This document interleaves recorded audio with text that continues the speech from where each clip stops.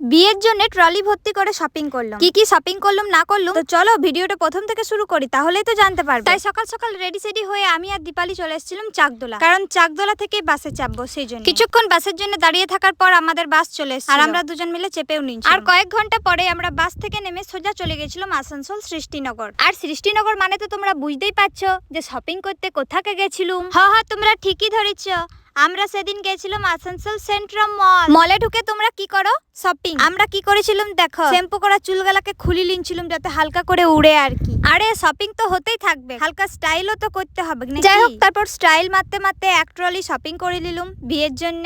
না গো, just views আসার জন্যই মিথ্যা কথাটা বলেছিলাম প্রথমে। তোমরা আবার সত্যি ভাবলে নাকি? সত্যি ভাবো না, সেদিন সেন্ট্রাম মলে একটি শুট ছিল সেজন্যই গেছিলাম। যাই হোক চলো, অনেক বকবক করলাম, তাহলে কিছু ভালোবাসার মানুষদের মিষ্টি মিষ্টি কমেন্ট গুলা পড়িলি। শুক্লা মিশ্রা কমেন্ট করেছে, আমি হিজলগড়া থেকে দেখছি।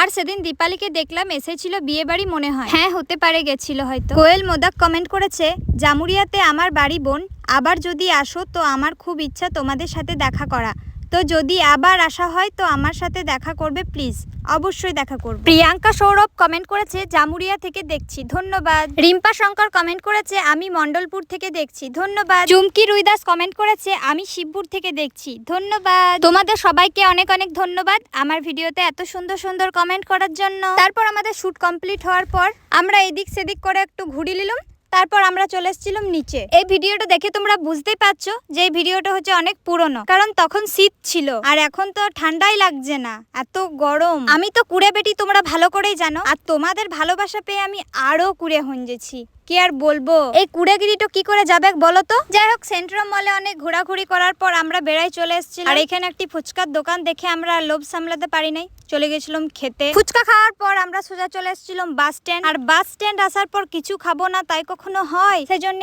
আমরা হাফ প্লেট করে মোমো সাটাই লিনছিলাম। আর মোমো খেতে খেতে আমাদের অনেকটাই রাত হয়ে গেছিল, তাই টাকা দিয়ে চেপে লিনছিলাম বাসে। আর বাস থেকে নামার পর টোটো করে সোজা চলে এসেছিলাম আমরা বাড়ি। তো যাই হোক, আজকের ব্লগটা আমি এখানেই শেষ করছি। তোমরা কারা কারা এই ব্লগটা শেষ পর্যন্ত দেখলে অবশ্যই কমেন্ট করে জানাবে, আর কে কোথা থেকে দেখছো সেটাও কমেন্ট করে জানাবে, তাহলে নেক্সট ভিডিওতে তোমাদের নাম গলা বলবো। চলো টাটা, দেখা হচ্ছে নতুন কোনো ব্লগের সাথে।